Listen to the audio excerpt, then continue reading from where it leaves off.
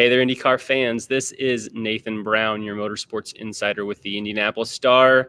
I am back in Indianapolis after a long, wild weekend in St. Petersburg, still down in the caffeine as I was all weekend long, trying to stay awake and keep up with everything. It was a wild weekend. It was an awesome weekend. It was great to be back at a racetrack.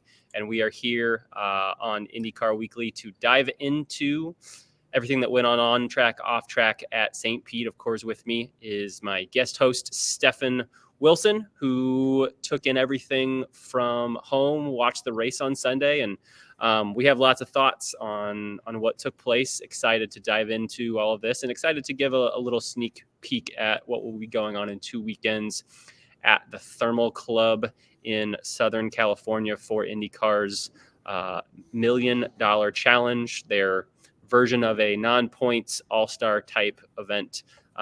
Before we get into that, Stefan, thanks for joining me again this week. I'll let you take it away. What were some of your first thoughts on this season opening IndyCar race in 2024? My main thought that coming away from the weekend was fair play to Felix Rosenqvist. I was kind of unsure on how he was going to do in this new environment at Meyer Shank Racing, coming from Arrow McLaren, this powerhouse. Not that Meyer Shank and Andretti Global is not a powerhouse too, but I felt like maybe we'd seen the best that Felix could offer. And he just blew it out the water the whole weekend. So strong. Now, the race, he fell back a little bit, ended up 7th. But, I mean, fair play. The entire weekend, just, he looked like a force to be reckoned with. And I was a little bit shocked by that. And I got to give him some kudos. So that was the first takeaway. How did it look on your end, being there in person? On Felix and on MSR, I spoke with some folks after the race on their team, and it was like, I think in some respects, maybe in a different year, say this was a group, say this was year one. Let's go back to 2022 when Simon Pagenaud was joining the team, or maybe even last year. St. Pete was obviously a terrible weekend for them, but say this was Simon, who is this, championship winning veteran who comes to the team, puts the car on the front row, and if you come away from that weekend and you finish 7th, I'm not sure how a driver maybe like Simon or the team would view that. Maybe you see it as a little bit of a missed opportunity. I kind of thought a little bit like that even when Jack Harvey was in the car. They were either on the front row or maybe on the second row a couple of years ago, maybe in 2021. And I remember talking to Jack and getting a little bit of a sense that maybe they felt like that was an opportunity where they could have gotten that first win for the team. Obviously, a couple months later, Elio goes and wins the 500. But I feel like for a team that completely reset its driver lineup, who, is obviously continuing to work with Andretti, a team that had some changes this offseason. I think for Felix to come out and have a, straight away, I think he paced the first practice. Half a second. Yeah. That's unheard of. In this series, I think what was the first 8 rows of the field on Sunday in qualifying were 0.6 of a second. So that puts some perspective in there for you. So for Felix to just have a clean weekend, he's talked a lot about racecraft being the thing that he's working on right now as a driver. A lot of the 3 years that he spent with Arrow McLaren were good qualifying weekends where he makes a small mistake and crashes the car. I think to a handful of races, especially these last 2 years, where that seemed like it was the case. And so for him to just keep it clean, we'll get into this a little bit later. I think there was definitely a discrepancy between Honda and Chevy this weekend. So seventh sounds like maybe he's not as good as it was. That means he was third Honda. Third or fourth Honda. I think that's really solid. And I think even for Tom Blomqvist, who I think finished in the top 20 in his his 4th race in IndyCar with a new team, to keep it clean, to just come out of here not with a bunch of headaches that you got to fix. I think they proved that they made some strides this offseason in what was one of the biggest, if not the biggest, changes for a team this offseason. So that was awesome to see. Yeah, no, and then obviously the other big takeaway was the Penske domination that we saw. Josef pretty much dominated the entire weekend. Getting the pole, leading 92 laps, I believe it was. Correct. And then his teammates who didn't have as clean a qualifying sessions started a little further back. The cream rises to the top. They were third and fourth. So that. 3 Penske's in the top 4. If you're that group, you're feeling pretty happy with where things started. Definitely, it's Saturday and Sunday is Penske related, and how much of it is Chevy related. Obviously, Chevy swept the top 4 this weekend. Pato O'Ward finishing second. Josef, as we said, winning this weekend really comfortably. I think he finished with like a 7.9 second cushion on Pato, and that was after a restart within the final, it was like 30-ish laps or so. So that wasn't even like that was built over the entire race. I think I was going through some statistics from last year, and the way in which Team Penske ran so solid on ovals, and then didn't have typically a whole lot on rotor street courses. I mean, I know Scott McLaughlin challenged for a win at Nashville. He did really struggle on those road and street courses, and so seeing that from him was really great. Last year, just in general, was a Honda dominated year. You had Polo win 5 races. Scott Dixon, I think, win 4. So right there at Ganassi, you got 9 wins, and then Kirkwood won 2. So that's 11 of your 17 races. Interesting to see what that split becomes this year. I think it was even more so, even a bigger split on poles on Honda versus Chevy last year. So we'll see how that splits. Last year, Honda, I think, swept the top 4 of 2 races. If I remember right, I think that was Toronto and Long Beach. So not something we see often. So to see Chevy right out of the gate performing like that, they driver talked post race about how Chevy sent a decent contingent of people to the United Kingdom to meet with McLaren at its MTC in the UK with Pato and Alexander Rossi to go over some things that they wanted to see with some of McLaren's best engineers. They had a similar meeting at Team Penske headquarters with folks there. So I don't know exactly how unique those types of meetings are, but maybe that's a somewhat similar cadence that you would have over an off season. But to do something like that, especially when this specific engine formula, without the hybrid, we're only going to see it for maybe 8 races or so. The level of energy it seems like they may have put into just trying to find and extract one tiny bit for these couple races before we get the hybrid introduced somewhere around July is interesting to see. And it will be interesting to see just how much that can be over the course of that whole stretch of the year. Yeah, well, some of those meetings could have been taking place just because of the hybrid system also coming true, in. So, but at the same time, it seems like Chevy's reaping the rewards of those meetings. I mean, anytime you can have FaceTime with engineers at McLaren, at MTC, and at Team Penske headquarters, there's just those kind of conversations are not only going to help and develop, and it might give an opportunity for a Pato or a Rossi to be like, hey, and also can you fix this, or can you make this slightly better? And exactly. 4 out of the top 5 Chevys, 6 out of the top 10. I mean, that's considering you've got 5 Ganassi cars and essentially 5 Andretti MSR cars. That's pretty good to have that kind of ratio for Chevy. And let's go right into Ganassi. That was not the kind of weekend that you expect from the reigning champions. And we kind of touched on this last week leading into St. Pete. How was expanding the 5 cars potentially going to impact their program? I kind of thought they were going to handle this better, but it seems like it just kind of the whole weekend just wasn't shiny. Palouse still managed to drag that car back into the top 6. Dixon finishing 9th. but it's not kind of what we expect from Ganassi. So they've got to be there's got to be some conversations going on this week, I imagine, amongst that camp of, okay, how do we iron out some of the kinks in this new enlarged group. I know I remember from last year, Pelot kind of had a similar whole lot in qualifying, if I remember right. It was one of maybe the 2 races of the year that he finished 8th, and that was his worst weekend of the year.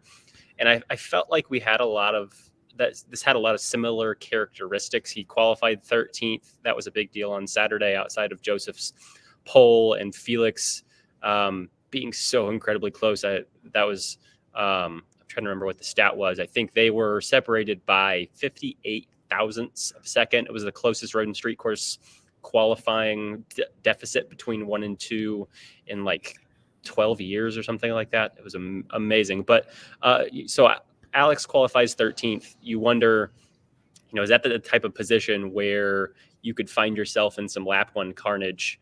A lot of similar guys who qualified in a similar position last year, the race is over in 3 turns. We obviously didn't see nearly that type of a start this year, and Alex very quietly climbs his way to 6th place. I think that's one thing that I was impressed by is, if that's a bad weekend for them this year, then this field is going to be in real trouble. Now we'll find out later in the year as we go on, maybe through the end of May or June, if they have the same level of firepower when they are just hitting on all cylinders on their good weekends. But if this is a bad weekend for Alex Pelot, then that's going to be tough for Team Penske, for Aaron McLaren, for Andretti, etc. Now, the rest of the field, Scott Dixon was similarly kind of invisible. I think he qualified maybe a couple spots better than Alex, and he finishes, I've got it pulled up here, he finishes ninth. Yeah.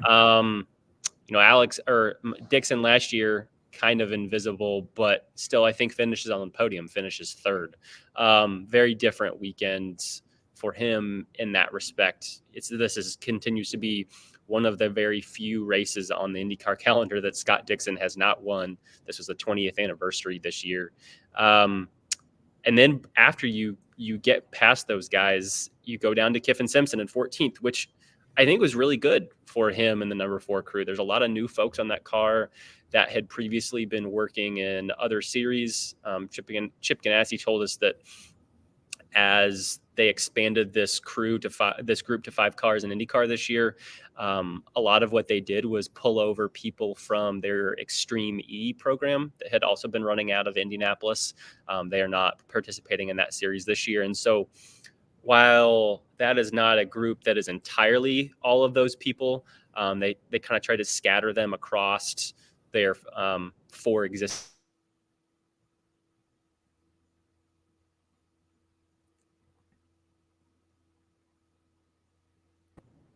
I know I was impressed. I think I don't remember exactly where he qualified. I think it was somewhere in that 15 to 20 range.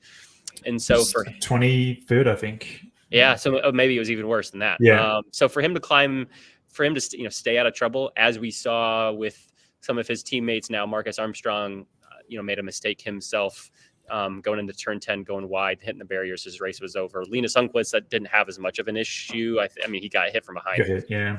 So, but it's still a weekend, that he capitalized. These kind of results are going to help bring that entry into that leader circle group. Finishing 14 when other, cars that are in the 10 to 20 for rank, had issues and didn't even finish. So I think, it's a great start from him. Kept it clean, and ran well all weekend. So yeah, good job. Other driver that I felt like kind of kept it clean, climbed from the back of the field, Pietro. I don't know a ton honestly about his weekend, but Pietro Fittipaldi qualifying 26th, finishing 15th. That's a really strong start. We didn't get to see what Christian Lundgaard, the team's kind of perceived top driver, was able to do this weekend. Lap 1, He gets clipped from behind, I think actually maybe from Alex Palou. He has a right rear puncture, has to go into the pits. And so he's kind of hoping for a super wacky race in terms of yellows, and we didn't have that too much. Yeah, he led 8 laps. I kind of thought he was at the beginning of the race when that happened, and then we got that first yellow. I really thought he was going to be sitting pretty, and it just didn't happen the rest of the race for him. The rest of the yellows that occurred just fell in a position where it didn't allow him to capitalize on that off strategy. So I guess I'm sometimes not the best on some strategy stuff. Would he have probably need this to turn into a 3-stop race instead of a 2-stop race to be able to make that work? Does that make sense? Or what do you feel like he would have needed there? I just the timing of the yellows, I just think really helped guys make their pit stops under yellow than they needed, and it didn't allow him to sort of capitalize on that early stop, and he sort of bought himself some extra fuel. So I think it did need to stretch out and turn into a free stopper for him to reap the rewards and be able to run flat out the entire time and make use of that extra fuel that he took on. But so it was kind of odd. And honestly, it kind of being on the couch here on the TV, watching it on TV, I lost track of what happened to him, to be honest, because it just, we never focused on anyone other than the top 5, to be honest. So. Yeah, I mean, you had some thoughts there, kind of watching the race broadcast from home. Take us through a little bit of what that experience was like. I know it's sometimes even different whether you're watching it on NBC versus watching it on Peacock. Sometimes there's side by side during commercial breaks. Sometimes you got full screen commercials, which are always very frustrating for fans, especially as we've seen F1 broadcasts on ESPN through Sky Sports be able to go commercial free the last couple of years. That commercials and races is not a new thing for IndyCar, but it's definitely a very different experience than those F1 broadcasts. Take us through what week 1 2024 season on NBC and Peacock was like. Yeah, I got some thoughts. I started the weekend off watching practice and watching the F1 race, and you get to see how they run a race and see the good parts and the bad parts. And I think that IndyCar, there's an opportunity here to reap the rewards of what F1 is doing with Drive to Survive. Drive to Survive has turned a lot of new eyeballs onto motorsport in general. So I try to watch the broadcast from the eyes of maybe someone that's never been exposed to a sport, IndyCar. Maybe he's channel surfing on Sunday, flicks on, sees a race car. He's just finished watching season 3 or whatever they are on Drive to Survive, and it's an opportunity to capture that audience member and get him engaged in the sport. And I just felt like NBC was just trying to do too much. There's the saying less is more, and I felt like the start of the first 40 laps of the race, we kept bouncing around from like segment to segment, and it just really distracted from what was going on, made it really hard to follow what was happening in the race. We've got 27 cars out there all battling for position. There should be something exciting that we can bring up, whether it's a replay of a pass or a moment that the leader has, or something going on, even strategy in the pits. I kind of, as I was saying, I kind of lost track of what happened to Lundgaard. He was leading on this off strategy, and then all of a sudden he's 23rd, 24th, and I'm like, I don't really know what happened there. So, I just feel like they try to cram too many segments into the broadcast. At one point we spent 1, maybe 2 laps talking about Rinus VK's wife, which is great. Maybe that's a practice session topic, maybe not during a live broadcast on NBC when we got this opportunity to capture these fans. And I'm someone that's invested in the series. Like, I'm engaged, wanting to watch, and I'm sitting there wanting to watch the race. I come to watch a motor race, and when you got this Mickey Mouse stuff going on, I just felt myself disengage and almost felt the urge to be like, I wonder what's on Netflix, So like they've got to realize that like when you disengage from live action, it creates this opportunity for the casual viewer to tune out and continue channel surfing. We've got to hook these guys. We've got to stay engaged on the live action. And the only example I can give of that is you wouldn't ever find in a football game, they're on second down and 4, and all of a sudden we cut away to do a feature on Anthony Richardson's wife, who's a baker. I don't know. I'm just using that as an example. Mm-hmm. And then we come back and it's 1st and 10, and you're just like, what happened? I'm not saying that they were putting those segments in these crucial moments, but it doesn't matter. There's 27 guys out there, being on a pit stand myself several times, being in the race myself several times. We're all fighting tooth and nail. So there has to be something interesting going on that can keep the viewer engaged in the race and what is happening right now. So that would just be my thoughts there. And maybe I'm wrong. I don't know, but it's just my opinion. Just watching it just feels like less would be more. Just focus on the race. Don't disengage us with features. Do the features in practice sessions. Do the features before the race even starts. Keep us on the live action, and we've got more chance of keeping these viewers engaged and keeping them tuned in. The other thought as well, and I know I'm the only one, and I know it's easy to say, but too many ads. They've got to they have NBC. It's a business. They have to utilize commercial ads to be able to pay for the broadcast rights. I get that, but it's a kind of a chicken and egg scenario. When you have too many ads, again, these breaks in the live action, viewers tune out. So it's a vicious cycle. You get less viewers, you need more ads, to make up the revenue. So it's sort of like it's a negotiation that the series really needs to think about moving forward. Is how do we have less ads during live action, and how do we that needs to be something that they discuss moving forward with the as they go into negotiations with the TV rights. I mean, again, I know it's easy to say there's too many ads because they're trying to run a business, but we're trying to build a fan base back up, and when we get these guys eyeballs on the sport, we need to keep them there. And again, the ad breaks, they're really long with these 3 or 4 laps. And it's just so easy for people to tune out that are not invested.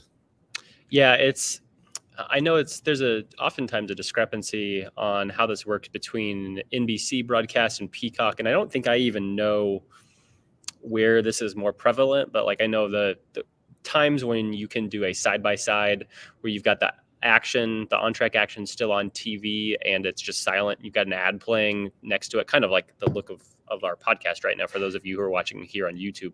I think that's so key, and it's so important because you're still, you're getting the ad fed to you, but you're still at least able to see what's going on. They've still got camera crews that are following the on-track action just like they would be if the booth of Lee Diffie and Townsend Bell and James Hinchcliffe were on the broadcast talking. And so if there's a big moment, they will catch it and you can see it. And when they come back from the commercials, you'll be able to see it. I know maybe you can't do that all the time because I'm sure for those commercials, you're bringing in less money because it's not full screen. It's a smaller picture, and you've got someone who's maybe a little bit more distracted. They're not entirely watching it because there is some racing action on the TV. I wonder if, I don't watch too many NASCAR broadcasts, but I do know that it does seem like there are a lot of, this restart is sponsored by, insert company here, or they've got ways where they can put a logo on the TV screen, like at the bottom of the running order that's typically on the left side of your TV. I wonder if there are more ways you can do something like that. On the broadcast in general, I imagine this is probably even more so a struggle for the first race of the year, where you're hoping you've built up some sort of an audience this off season. Oftentimes this is one of the larger TV audiences that you have for the first couple of races until we get to the 500, because there's so much, pent up excitement about seeing what the first race of the year is like. I wonder what that battle for some of those guys is between trying to entertain your casual fan that doesn't know as much about IndyCar and bringing something for the hardcore fan. And it did certainly feel like maybe this pivoted a little bit too much in one direction. I do wonder if you could do some of these fun segments about, like what the car feels like when, without power steering that they had that segment, in there that felt like we lost a couple laps just talking about that. And that's feel like something that you could totally address in practice. And I guess practice is probably where a bunch of your hardcore fans are watching. So maybe they already know that. So yeah. I don't know how you, but the segments on drivers' lives, like, Renus's wife, we showed a couple of guys getting married. Those are segments that you could definitely move to the practice sessions. Mm-hmm. That the hardcore fan that's bought in, already invested in the series, that's tuning into the practice sessions, they're the ones that are going to find that color commentary, insightful and interesting, mm-hmm. But during the NBC race, when the casual fan that's just tuned in doesn't even know who Rena's VK is at the minute, sure, we don't need to be maybe showing Renus's wife boxing for 2 laps. It's just my opinion. Mm-hmm. And there's nothing against Renus or his wife. Love them, but just maybe not during, green flag laps. We shouldn't be focusing on that. We should be focusing on the battle. The other thing I'll say, and I'll leave it at that, but is that I feel like the graphics in general is kind of stagnant. The graphics, the technology, when you're watching the Formula One broadcast, I know they've got a lot more invested money in the series, but they're really utilizing technology to give more insight in what the drivers are going through, what the strategies, how the strategy is developing. I really like it when they're showing, a battle on track, and they can show the two guys' previous 4 laps, and they can show how that expected battle is going to, take place. That's something that I think IndyCar could invest in. Bring that graphic up, and that would give them talking points for the presenters to be able to talk about those specific points that keeps us engaged in the actual race that's going on. Something else they could look at is some biometrics. I think there's definitely ways that we can use technology to instead of Marty Snyder on pit lane holding a couple of dumbbells, moving them around, throwing them around, like instead of that, we could easily implement heart rate monitors on all the drivers that we can bring up their biometrics. Look how Pato Award, look at this segment right here as he leaves the pits and he's hustling.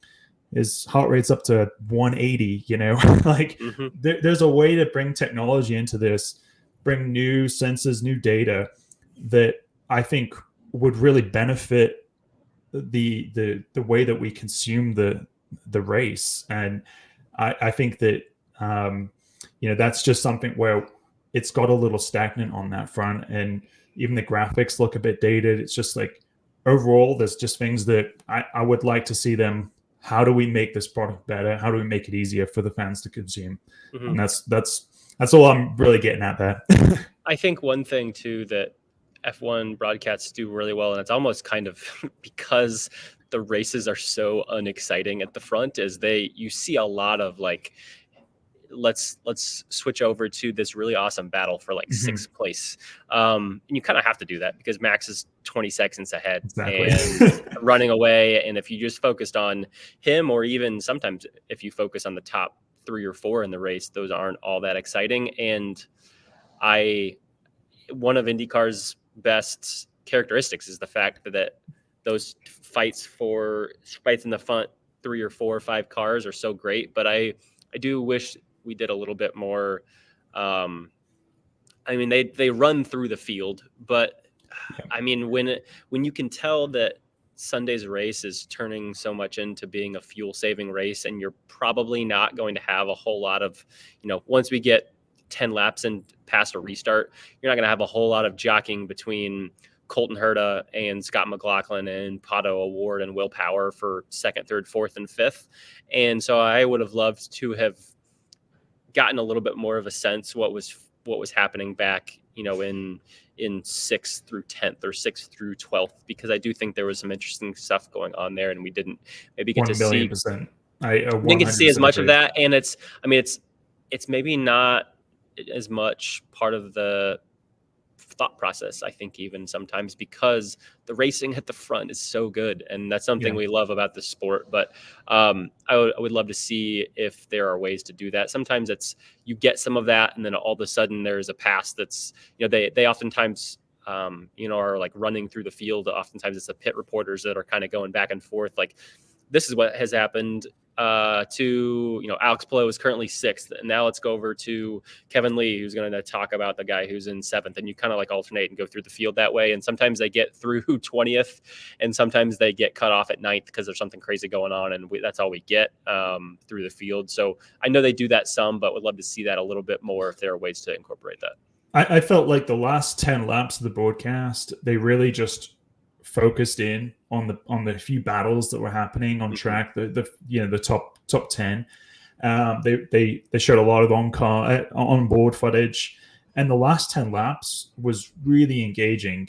So it's like, how do they take that and do that for the entire 100 laps? And I think, as I go back to less is more, cut away some of the segments that distract and just focus on on the live action that's going on, and try and emulate that 10 laps and do it the whole 100 laps, and they'd be golden. Because like you said, the on-track product, I mean, I watched the F1 race. The presentation was incredible. Obviously, they have a lot of money invested in the series. It allows them to do that. But then, absolute snooze fest. Like, just totally dull. The only exciting bit was watching the rookie Ollie Berman, 18 years old, making his F1 debut for Ferrari. Just insane. So that was cool, but just the class of race, or the racing action in IndyCar is just light years better than the F1 product. Definitely is. Touch on a little bit real quick before we get looking ahead to thermal. Obviously, this was a wacky, sometimes chaotic weekend to follow off track. I was telling people all weekend, the first lap of legitimate cars going around the St. Pete track that I really solely focused in on was lap 1 of the race, because there was so much going on off track that I was having to do interviews for, run back to my laptop. I was always in the media center when on-track stuff was going on, but I was head down at my laptop, focusing, transcribing, writing stories. For those of you that maybe don't exactly know what I'm talking about, so a group of reporters, me included, had sit-downs, as we typically do, to kick off the year midday before practice 1 on Friday with Michael Andretti and Chip Ganassi. Those two typically like to hold, just, kind of catch up with some of the key core reporters who are following the sport week to week or going to most of the races, and gives us a chance to catch up with them. It's been a 6-month off season. Oftentimes haven't spoken to them too much. Both of them had some significant changes to their team. Michael going from 4 cars to 3, Chip going from 4 to 5. Both of them have a lot going on even outside of IndyCar. And so it's always a great time to catch up and kind of pick their brains on where the sport is at the moment. And Michael had some very passionate thoughts about where the sport is right now, as I think is the case for a lot of team owners. Honestly, probably most, to be honest. I've spoken with most of them about kind of this, with some disappointments between Texas falling off the schedule, the hybrid getting delayed for the 3rd or 4th time, the finale that was pitched to teams, and therefore teams pitched to their sponsors as this amazing spectacle, badass weekend of partying and watching the race in honky tonks and on rooftops. And you had all these teams pay for these hotel rooms and these event entertaining spaces and these hospitality units, like actually in physical bars and restaurants for Sunday's season finale. And now it moves to Lebanon, Tennessee, Nashville Super Speedway, 40 minutes away. On a good day without traffic, it'll be way worse than that when we get to that weekend in September. And so we come into this meeting, there had been some friction about what charter systems might look like when this sport eventually gets there. And I do think they will get there at some point. And Michael, it was actually a question that I asked.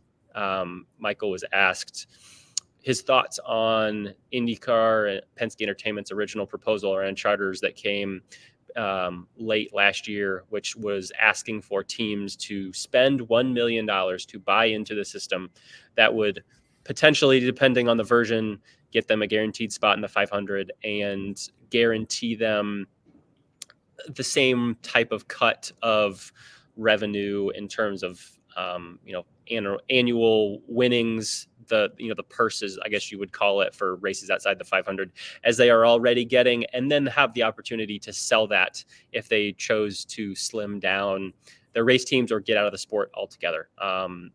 And there are a lot of team owners, including Michael, that were taken aback by the idea that they would actually have to buy into something like this when NASCAR launched it in 2016 and essentially just gave these team owners this rights free of charge. And it's something that has really worked in NASCAR for the most part, although they are in stiff negotiations for the continuance of this program beyond the 2024 season. So that has changed a lot since then, but Michael was frustrated and took that as Penske Entertainment essentially trying to get the team owners to put forth money that Penske Entertainment was then going to invest back into the betterment of the sport. And Michael essentially said, why are you taking that money from us? Why can't you put forth $20 million yourself? And eventually got to the point of saying, Roger, meaning Roger Penske, if you don't have the money to do this and put forth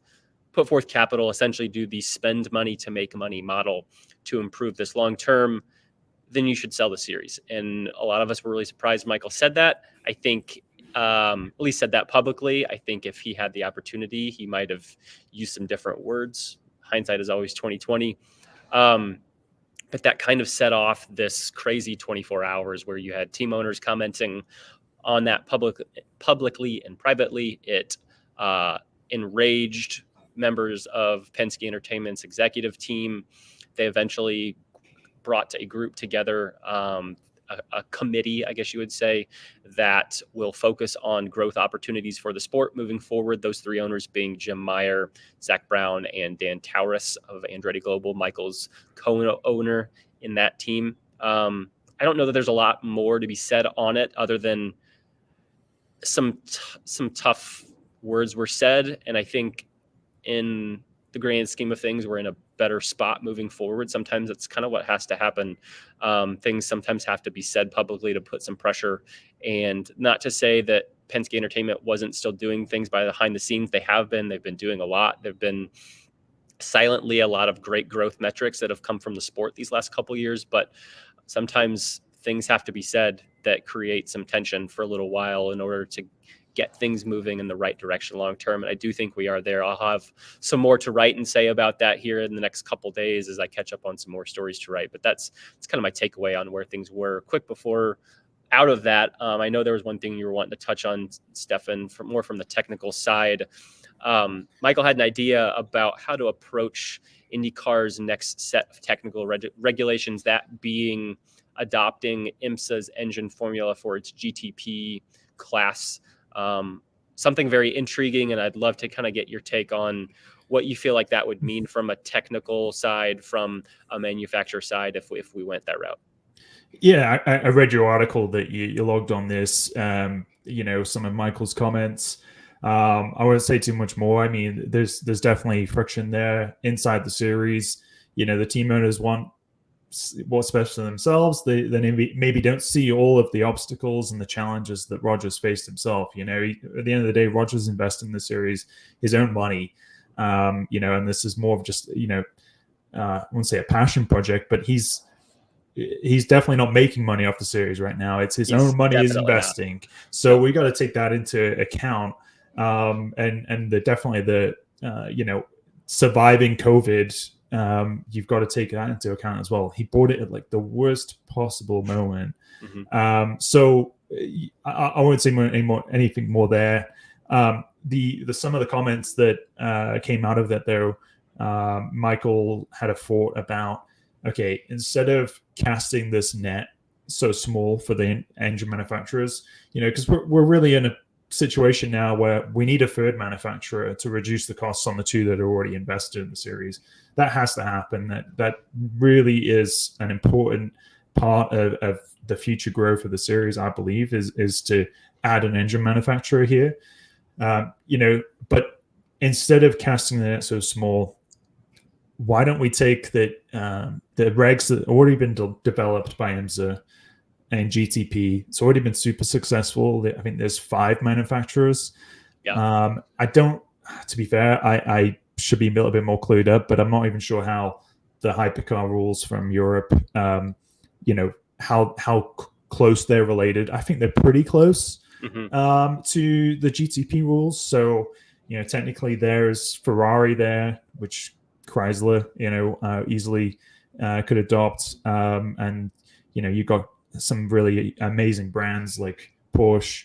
Yeah, I mean, I'll list off the ones in IMSA right now. I mean, you got Lamborghini, you've got Porsche, you've got Acura, BMW, and Cadillac. There's your 5. I mean, that's a great group of manufacturers. If you could get 5, so instead of casting that net so small and just being like, we just need to add one manufacturer.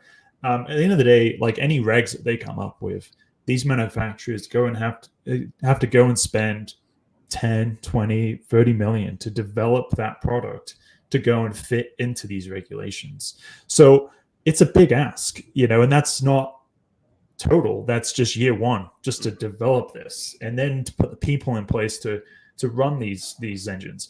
So if you can take a rule package that's already there and maybe it needs some adapting. Again, I don't know how feasible it all is because the IMSA engine or the GTP engine is about 100 pounds heavier than the IndyCar engine. So there's going to have to be some compromises there, some adaptation to this. But if you can make it so that barrier of entry, for these manufacturers to go and spend another 20, 30 million developing another package, another product to go and, fit into an IndyCar. If you can make it so it actually helps them because then they're able to justify the spend even more. Well, we've developed this engine that fits in the GTP car and it also fits in the IndyCar. So we're getting double return by developing this one engine package. So if you could do that and attract, not just one more engine manufacturer, but 3 or 4. And these are big brands, Porsche, you just named them, BMW. They all have a marketing budget as well. And if they're marketing their involvement in the series, it just helps the series grow and the sport grow. So I think that's something that really needs to be looked at. You've got some connections already. You've got Rahaal's running BMW and IMSA. You've got Rogers running Porsche in WEC and in IMSA. Like you've got some connections there that are already pretty strong. So again, I don't know how feasible it is. It's probably going to take an engineer. I'm pretty engineer minded, but I don't know all the ins and outs of the GTP engine and how that could, how an IndyCar could accommodate it. I also think just from a cool factor, having IndyCars with completely different engines. I mean, in GTP right now, there's V8s normally aspirated racing against, V6 turbos, and just the rule package is kind of open, but also quite closed. I mean, there's no, you're going to have to do some BOP probably, but just that storyline of a V8 going up against a V6 and, the differences there in technical, in the technicals, is going to be something that really interests and engage, part of the fan base. So, I thought that was an interesting comment. I had this thought myself, like how cool would that be? I didn't think it was feasible, but when I heard Michael talking about it, I'm like, maybe it's more feasible than I thought. So that gives me some excitement. I think it's something that needs to be really looked at, and how that could work. Obviously, it would require a new car, but I think we're getting to the end of the DW12, the IR18. Actually, don't. What's the latest? I don't even IR23. I don't know. Well, because they added the air screen. Yeah. So theoretically, this is not the IR18 anymore, but that's kind of the same thing. Whatever it is, I mean, this car has had a very good tenure. We've seen aero kits, we've seen the aero screen, we've seen different body kits. I just think this car needs to come to an end. We need a new chassis, because what keeps happening is every year the teams have to keep investing to make this chassis, bring it up to date. And every time we do that, it's not like $100 here, $20 there. We're talking hundreds of thousands, potentially hundreds of thousands of dollars. And when you've got a team, per car, 4 or 5 cars, that's $500,000 right there potentially that you've just invested to allow this car to accommodate the aero screen or accommodate the hybrid system. So it further handcuffs these teams, because this car has become just a big sounds bad, but kind of a money pit. You're handcuffing into it. So at some point we've got to break that cycle, get a new car that allows us to accommodate all the improvements in safety that we've experienced over the last 10 years, and then also fits these new regulations that could attract multiple manufacturers. So there was some good bits that interesting bits that I took away from Michael's comments, that I think at the end of the day, he's just wanting to see the series healthy, and I think that's what we all ultimately want. So he's got some passion there, but I can also see Roger's side of things, where this has been a big, costly endeavor for him to make this series, try and grow the series, and he's doing, he's made some really good steps, and he's doing it out of all of his own money and out of his own pockets. So you've got to give him some credit there. Real quick to wrap up the IMSA GTP formula thing there, for a couple thoughts. So Michael mentioned some, because our immediate reaction is like, why do you want to bring BOP to IndyCar? And for those of you who aren't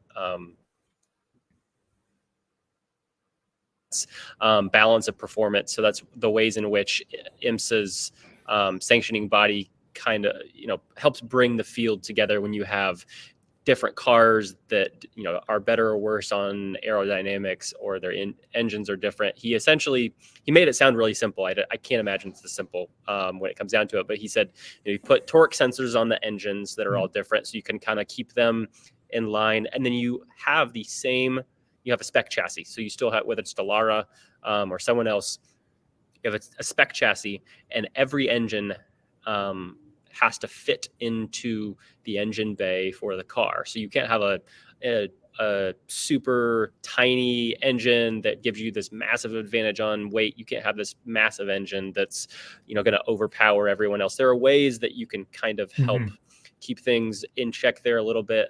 I don't know enough about it to know how much that would be. The other thing I wanted to ask you, that maybe you have an answer on this. So when you say the IMSA engines are 100 pounds heavier, is that 100 pounds with the addition of IndyCar's hybrid system in the mix, or is that without that? Because that's obviously going to weigh a little bit, and that's going to bring things a little bit. So I don't know when you're referencing that number. Again, that's just kind of I believe it's 100 pounds difference between the current engine in IMSA and GTP and the current IndyCar engine. Okay. It's just over 100 pounds. Again, I'm not an engineer. I'm going this off just what I've researched over the weekend. So I'm sure there's, don't quote me on that. I could be a little off, but that's what I believe is the difference. Obviously, You've got an IMSA GTP is just a much bigger car. You've got a lot more space in there compared to an Indy car. So they have an actual battery that's powering that instead of the super capacitor that's so condensed, because that's part of the thing that I think was so tough about this IndyCar project is that no one had ever really done this before. You couldn't just take the IMSA program and bring it over here. They were developing the supercapacitor system that's so tiny and compact and could fit in the car that they already have. So I wonder how that would change. Absolutely. If I'm not mistaken, I think the hybrid system that's going into the IndyCar, it weighs about 100 pounds, I believe.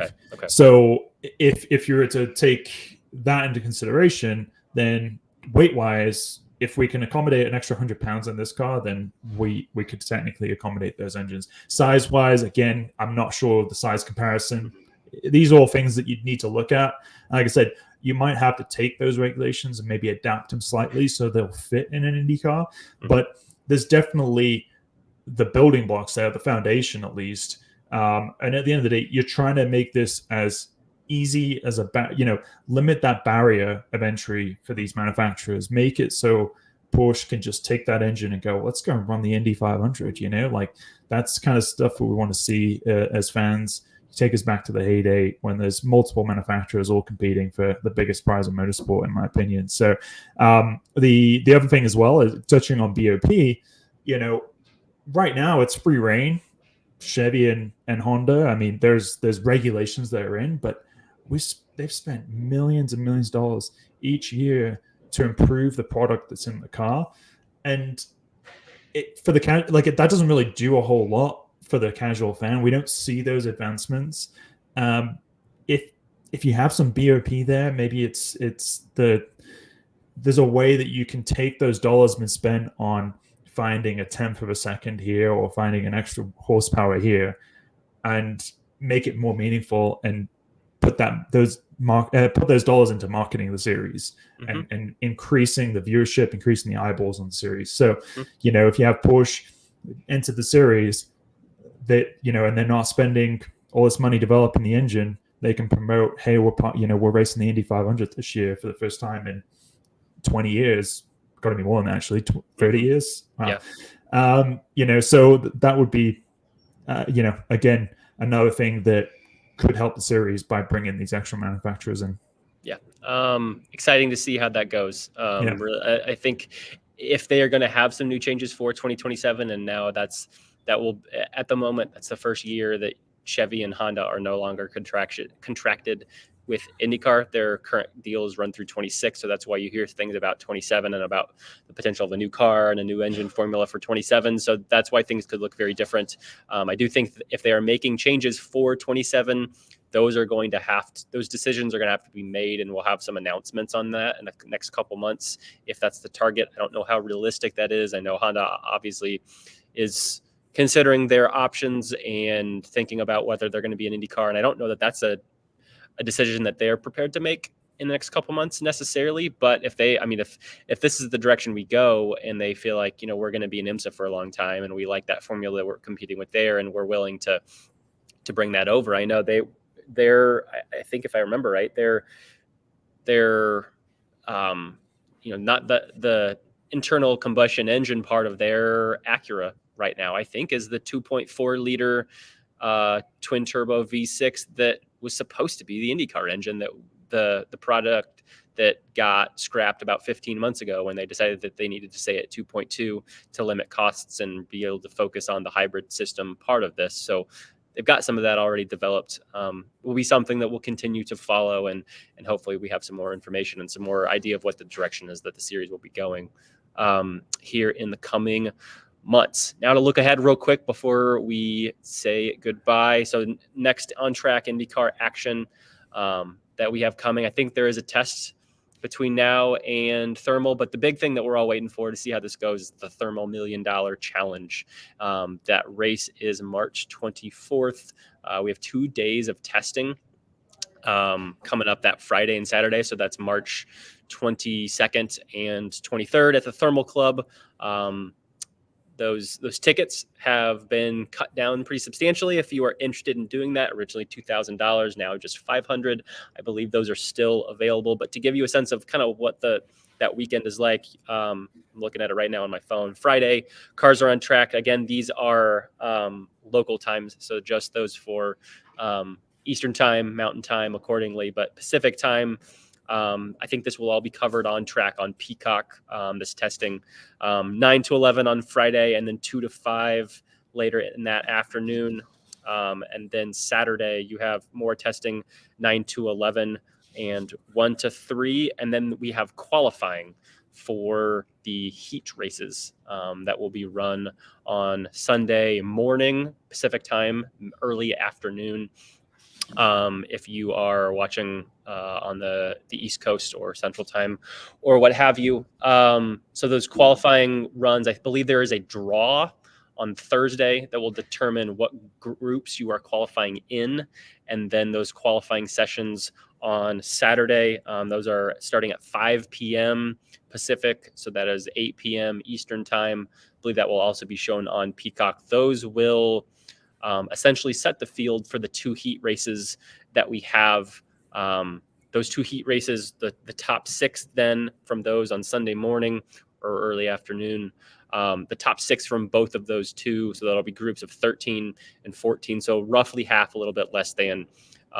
Those top 6 will move on to the main event that will be run Sunday. And the winner of that event will be your $1 million challenge winner. Again, those times on Sunday, race heat number 1, 9:31 green flag, so 12:30 Eastern Time, and then race heat number 2, 10:05 or 1:05, and then the All-Star race is a 10:59 Pacific Time green flag. All of this is being aired on NBC, so it should be easy for folks to find, obviously, on Peacock if that is your choice as well. Interested to see what that is all going to look like. I'll have some more on IndyStar.com breaking all of that down.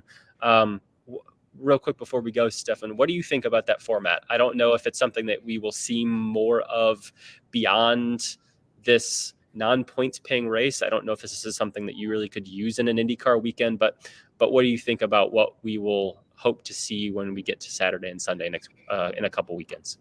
Yeah, well, first thing to note is how short the races are, so there's going to be no fuel saving that we saw at St. Pete. These are going to be, running hard as they can, from green flag to checkered flag. So those are 10 laps on those heat races I'm just looking at right now, and 20 laps in the main event. So very, very good point. Yeah, no tire saving, no fuel saving, just running hard. There's no points on the line. There's no championship implications on the line. We should hopefully unlock some good battles, some good aggressive racing. So I'm not sure I'm a fan of this format going more than outside of this points paying race. I don't want to see something like this impact the overall championship. But from an entertainment standpoint, it should be very, very high value for the fans watching at home. It should be quick races that really capture the audience. So going back to my point earlier on the broadcast, the last 10 laps of that St. Pete race was really engaging. Let's limit the segments. Let's focus on all these 10 laps. Let's really try and get some eyeballs on the sport. I'm excited to see it. I know this kind of is somewhat similar maybe to what we see on Formula One sprint race weekends. Mm-hmm. It's not a direct comparison, but there's some similarities there. So I wonder if this is something where you could add it into a couple weekends a year where there's some more points on the line, there's some more on track action.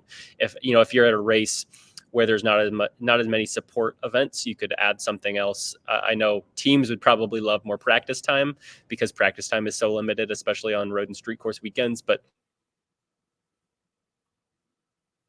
I appreciate the series for taking a chance on something and trying it. There's not a whole lot to lose here. I mean, this fills a hole in the schedule that was going to be there if we'd already lost Texas.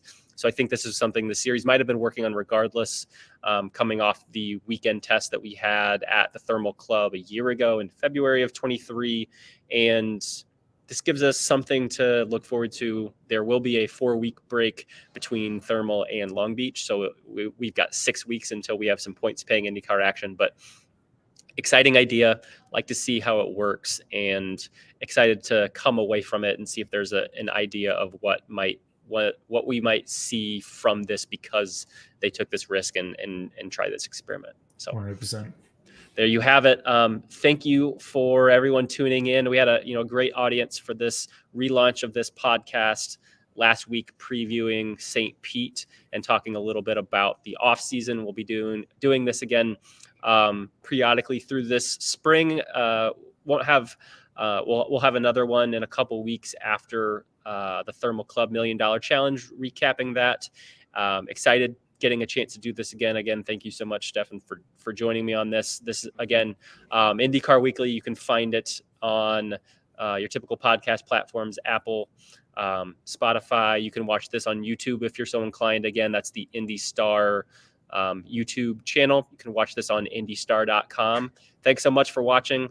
Feel free to chime in with some of your thoughts on if there's segments you would like us to try out, if you have some questions. This is a fun way to get to recap a weekend. Still very much in St. Pete mode. I've got a handful of stories that I'm working on here over the next couple days before the weekend gets here. So be sure to keep tuning in on IndyStar.com. I'll be tweeting out all those stories if you follow me on X, formerly known as Twitter. But great to be back. Thanks again, Stefan. And this is Nathan Brown for IndyStar and IndyStar's IndyCar Weekly. Thanks.